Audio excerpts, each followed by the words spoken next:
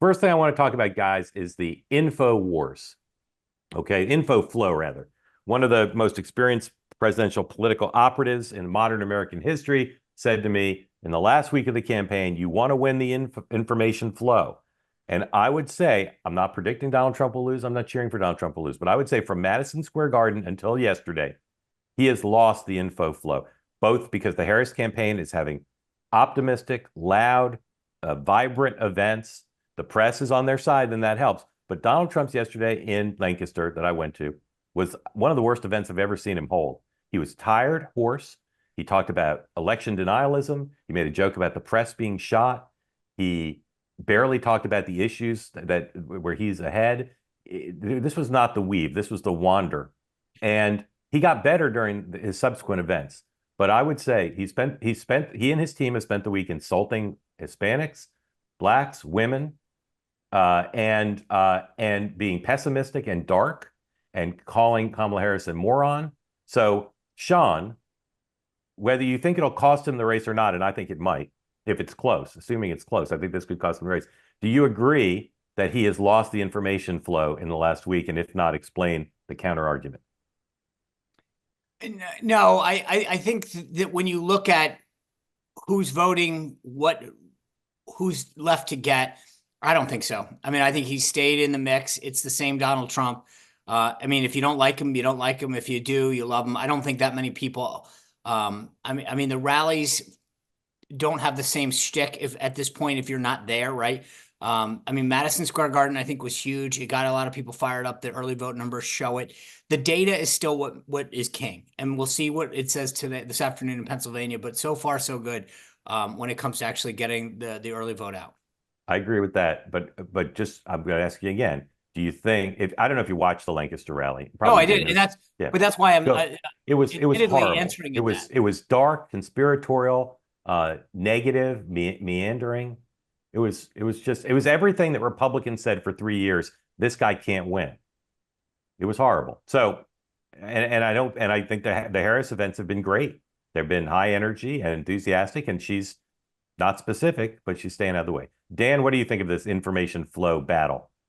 Absolutely. I mean, look, Democrats have kind of turned the tide. I mean, whether she ends up winning or not, 2 weeks ago, the circular firing squad was, in full effect. You had stories about she was, performing poorly with blacks, with Latinos, and then the early vote started, and their stories were that she was underperforming. As the week went on last week, Democratic optimism, and look, we've talked about how David Plouffe goes on and says what he says, and if you really look at it, you could question what is he really saying and how does he really know this? But they created this sense of momentum that Trump had stalled, that she was back in the race, that she was on a front foot. And then you add that her rallies have been loud and boisterous, and add the fact that the media is helping her to be charitable.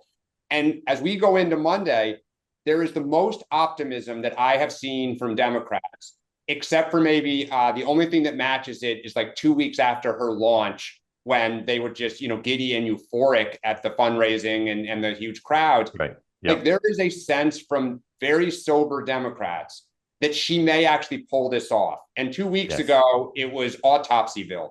Correct. So we're going to get to the data, Sean, in a minute, because I think the early data remains a huge problem for them. But let me play John McLaughlin and show you a few elements that speak to my thesis that she's been doing substantially better in the information flow here in the last week.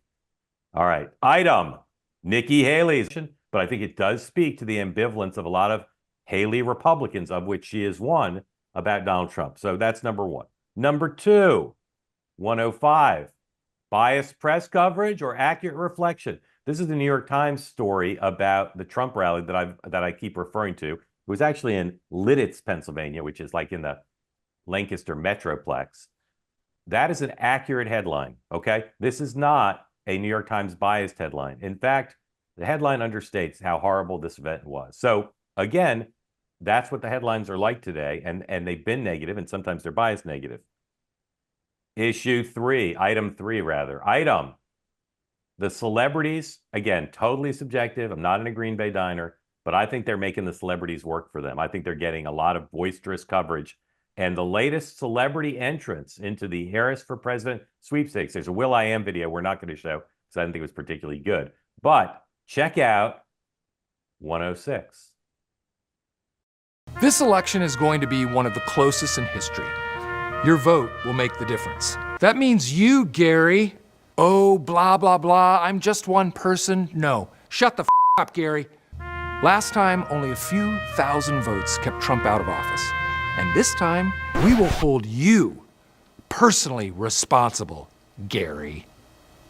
Don't forget to vote, Gary. John, I'm gonna keep hammering this one more time.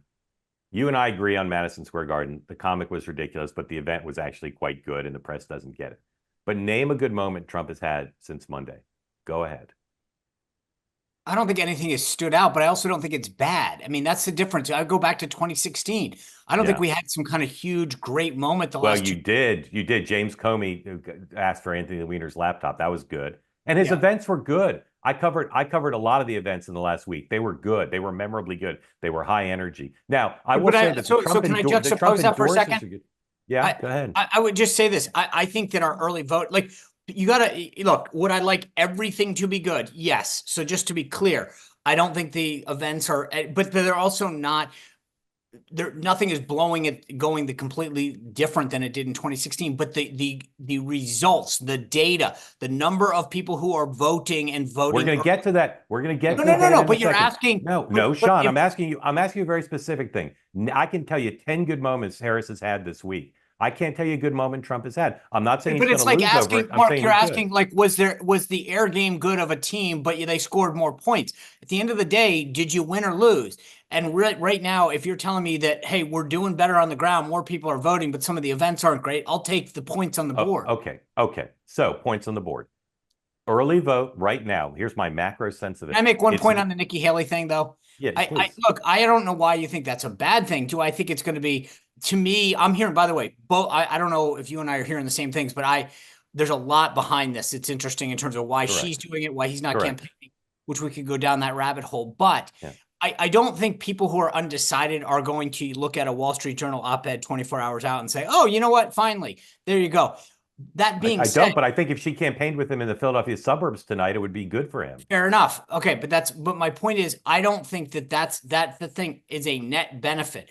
Her saying it's sort of the Larry Hogan thing in Maryland, which is, hey, look, he's not great, but he's better than her. She says right in the first paragraph, there's nothing I agree with on her. But can I just add that I talked to somebody at the National Republican Senatorial Campaign Committee on Saturday, and they said that in their data, they are seeing some small erosion for Trump with Haley voters. I mean, I don't. Correct. And it's my understanding they've told the Trump people that, and the fact that op-ed appeared on Monday tells me where there's smoke, there might be a little bit of fire. And if you have a 1-point lead, it could become a 1-point deficit.